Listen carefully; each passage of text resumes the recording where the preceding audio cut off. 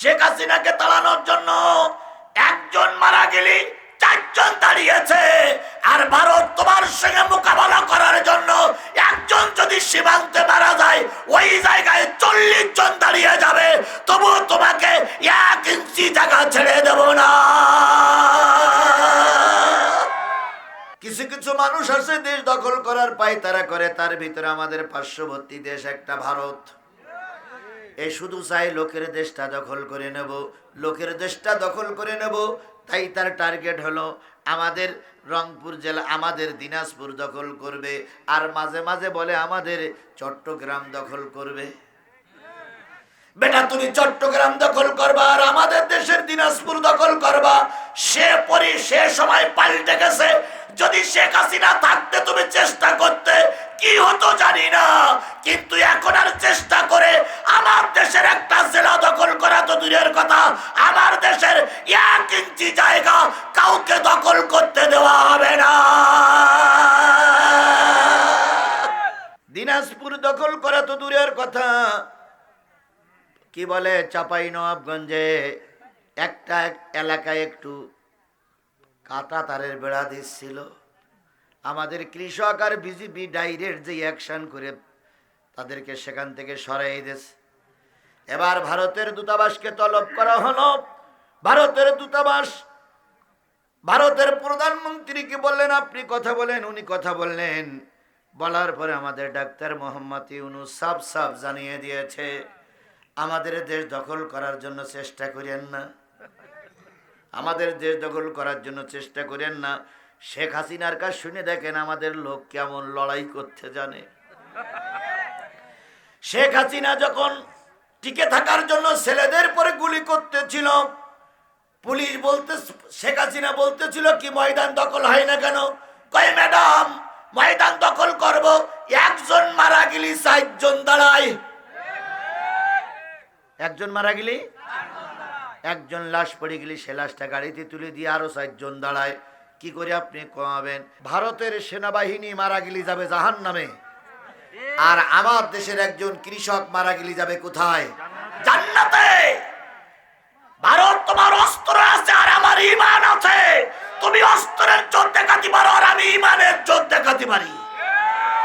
তাহলে ভারতের টার্গেট হলো দেশ দখল করা, আর আমাদের অতীতে যারা ছিল তাদের টার্গেট ছিল কিভাবে ক্ষমতায় থাকবে।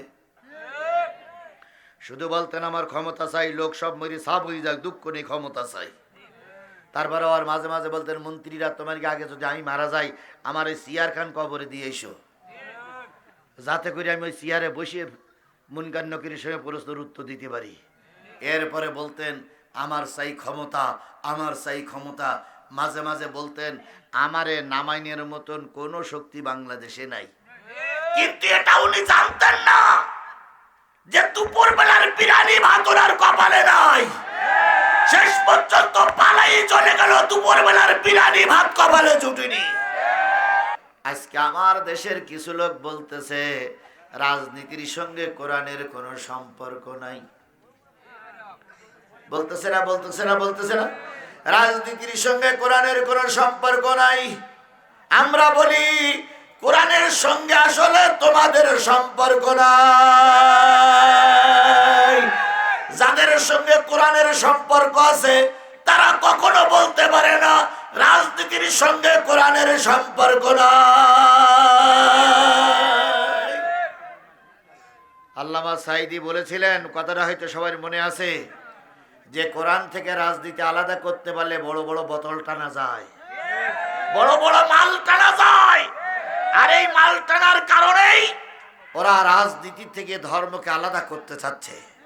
বন্ধুগণ, এই পৃথিবীতে যত নবী এসেছিলেন সব নবীরা, প্রায় সব নবীরা রাজনীতির সঙ্গে পরিচিত ছিল না? ছিল না?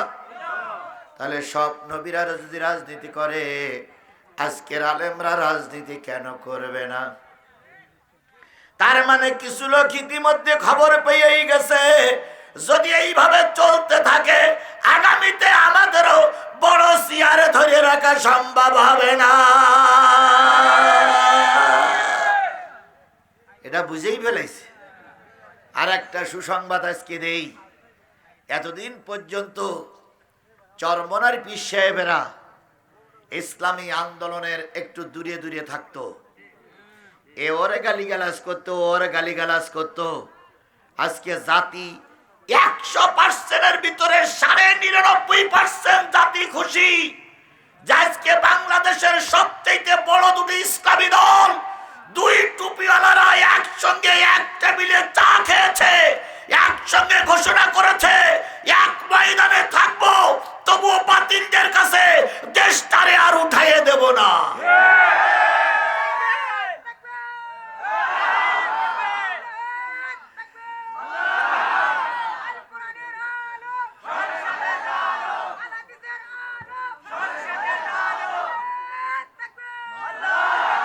সেই দুটো ইসলামী দল হলো বৃহত্তর আন্দোলন, এশিয়া মহাদেশের ভিতরে সবচেয়ে বড় ইসলামী দল বাংলাদেশ জামাত ইসলামী।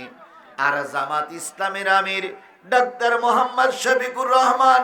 আর বাংলাদেশে জামাত ইসলামের পরে আরেকটা ইসলামী দল আছে, সেটা হচ্ছে ইসলামী আন্দোলন বাংলাদেশ, চরমনাই পীর সাহেব হুজুর। আজকের দুই টুপিওয়ালা যখন এক জায়গায় হয়েছে, জাতি তখন আনন্দের জোয়ারে ভাসতেছে, জাতি সেলুট জানায়। দুই টুপিওয়ালা যদি এক প্ল্যাটফর্মে আসে, ওরা যদি সব একজোট হয়, টুপিওয়ালাদের আর হারানো যাবে না।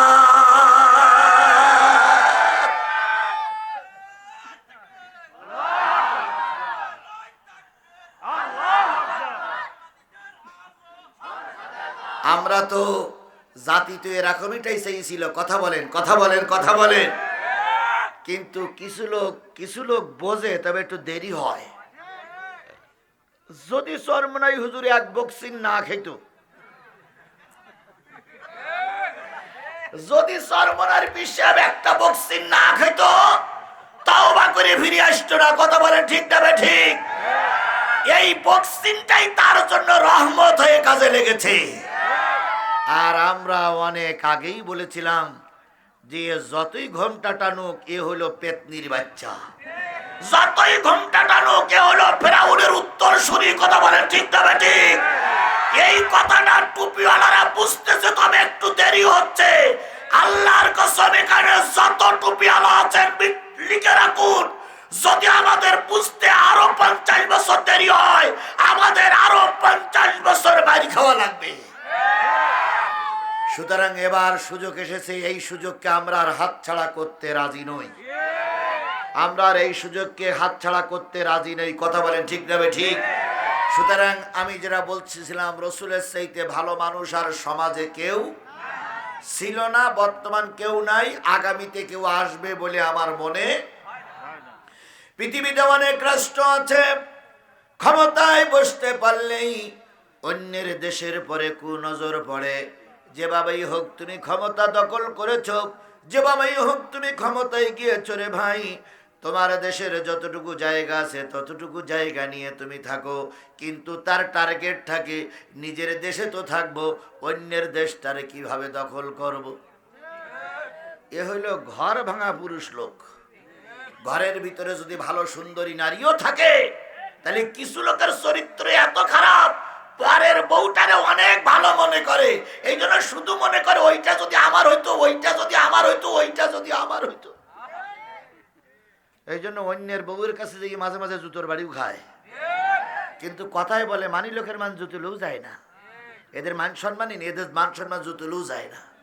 কিছু লোক জুতো খেয়ে পালাই গেছে, কিছুদিন পরে এসে বলবে আমি পালাই যাইনি, আমি ভারত দেখতে গেছিলাম। এরা বলবে এরা পালাই যায়নি, কি দেখতে গেছে? ভারত দেখতে গেছে। এই জন্য কথাই বলে মানি লোকের মান জুতুলু যায় না। আমার ভাইয়েরা, এবার আসুন আমার নবীর বেলায় যাই। নবী সাল্লাল্লাহু আলাইহি সাল্লাম এই পৃথিবীতে যখন এসেছিলেন, তখন তিনি যে ঘরটা এসেছিলেন, সেই ঘরটার বর্ণনা পাওয়া যায়। যখন নবী দুনিয়া আসলেন, আসার পরে সকলে জেনে গেল আব্দুল্লাহর বেটা মোহাম্মদ দুনিয়া এসেছে, খুব চাঁদের মতন ফুটফুটে সন্তান। উম্মে হানি চলে আসলেন, এসে বলতেছেন, ভাবি যান, এত সুন্দর একটা চাঁদের মতন সন্তান আপনার ঘরে জন্ম নিয়েছে। অথচ আপনার ঘরে আলো নাই কেন, বাতি নাই কেন? আমেনা শুয়ে শুয়ে বলেছে, বুবুজান, নবীর আগমনে ঘরে আলো জ্বালাবো, লণ্ঠনে কোনো তেল নাই। উম্মে হানি বলেন, আমি নবীকে কোলে তুললাম, দুই গালে দুটো চুমা দিলাম, দুই গালে দুটো চুমা দিয়ে নবীর মুখের কাছে মুখ লাগালাম, দেখি আল্লাহর নবীর ঠোঁটটা বিড় বিড় বিড় বিড় করে নড়তেছে। আমি জিজ্ঞেস করলাম, ও ভাতিজা, জন্মের পরে এসে তুমি কেন কান্দো? সেদিন ভাতিজা কোনো উত্তর দেয়নি। একটু বড় হওয়ার পর ভাতিজারে বললাম, ভাতিজা, সেদিন কেন কেঁদেছিলে? নবী ফুপি আম্মার গলা জড়াই ধরে বলেছিলেন, ফুপি আম্মা, জন্মের পরে কেঁদেছিলাম, রব্বি হাবলি উম্মতি, আয় আল্লাহ, আমার গুনাহগার উম্মত গুলোরে মাফ করে দাও। দাড়ি ভাঙ্গার মুসলমানেরা, গাড়িদাও ইউনিয়নের মুসলমানেরা, বলুন তো নবী কেঁদেছিলেন কাদের জন্য? আপনারা কি সেই উম্মত? এই কথা বলেন, আপনারা কি সেই উম্মত? আরো জোরে বলেন, সেই উম্মত। তাহলে আপনারা যদি সেই উম্মত হন, সেই নবীর পরে নাজিলকৃত কোরআনের আলোচনা চলছে, আর আপনি বাড়ি শুয়ে আছেন, বাজারে ঘুরতেছেন, বাদাম খেয়ে বেড়াচ্ছেন, নিশ্চয়ই কিয়ামতের দিন আল্লাহর রাসূল আপনাকে উম্মত বলে পরিচয় দেবে না।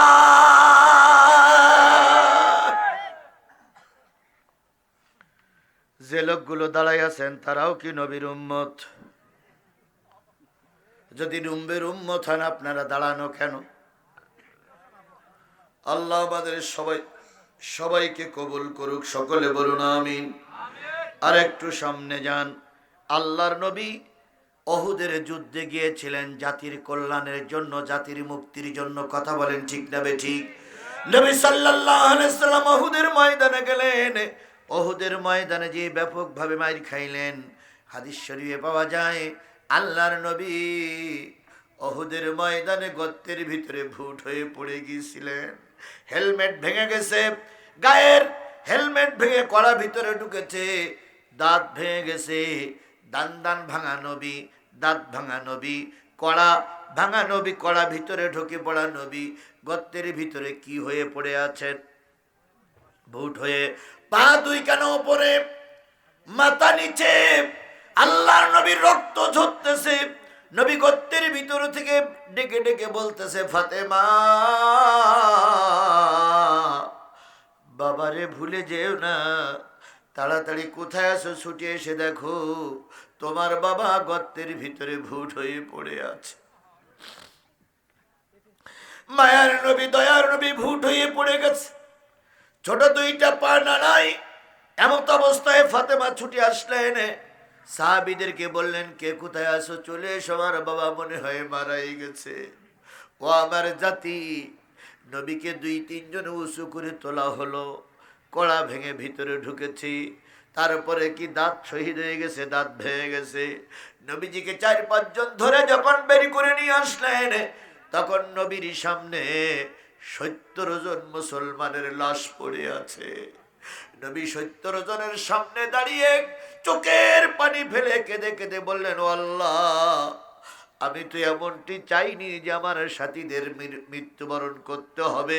আয় আল্লাহ, তুমি আমার সাথীদেরকে দয়া করে মাফ করে দাও। তাহলে বলুন তো, আল্লাহর নবী উহুদে কাঁদলেন কাদের জন্য? আরো জোরে বলেন, কাদের জন্য?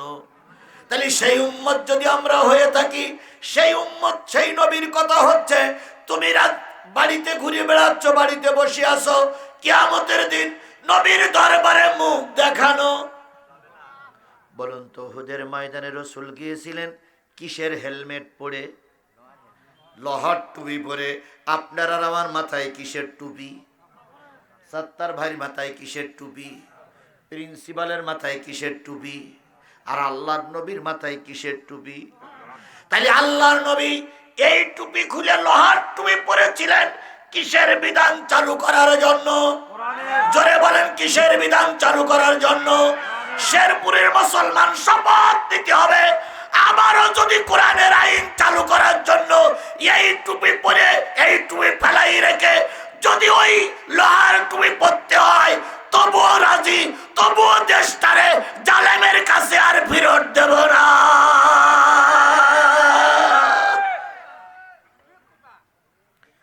একমত? সবাই একমত? আমি জামাটা পরে আসি, কিসের জামা?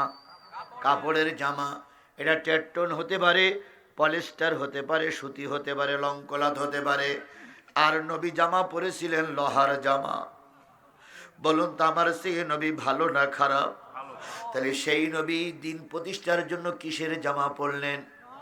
শেরপুরের মুসলমানেরা সময় আসতেছে, এমনও হয়তো হতে পারে সব বাতিলেরা এক হয়ে গেছে, টুপিওয়ালারা এক প্ল্যাটফর্মে আছে, ওরা আক্রমণ করবে। সেদিন হয়তো এমন হতে পারে পাঞ্জাবি খুলে লোহার জামা পরা লাগতে পারে। এখন যদি পাঞ্জাবি খুলে লোহার জামা পরা লাগে, প্রত্যেকই রাজি আছেন? সবাই মিলে প্রত্যেকই রাজি আছেন? যদি রাজি থাকেন তাহলে বুঝতে হবে আপনি আমি নবীর উম্মত। আমরা সহজ সহজ উম্মত, সহজ সহজ কাজগুলো খুঁজে বেড়াই।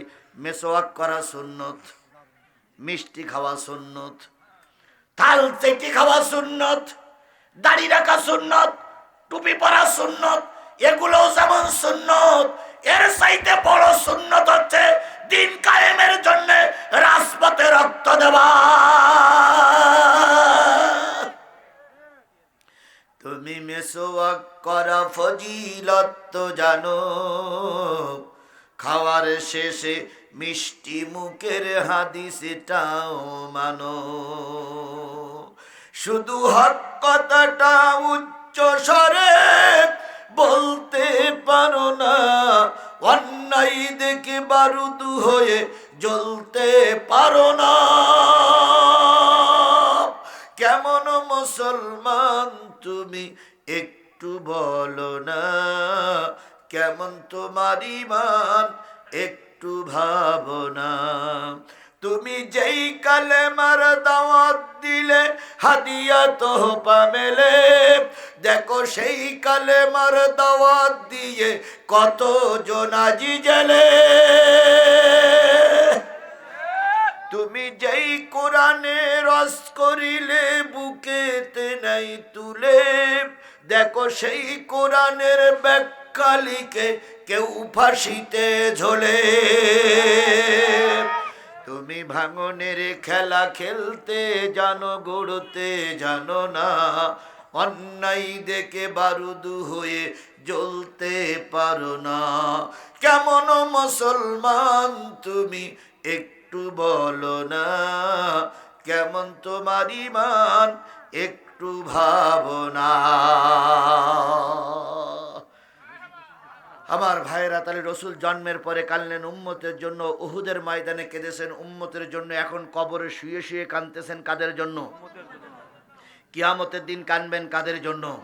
তাহলে আমরা যদি সেই নবীর উম্মত হই, তাহলে সেই নবীর নাম শোনার পরে দুরূদ শরীফ পড়া দরকার আছে না নাই?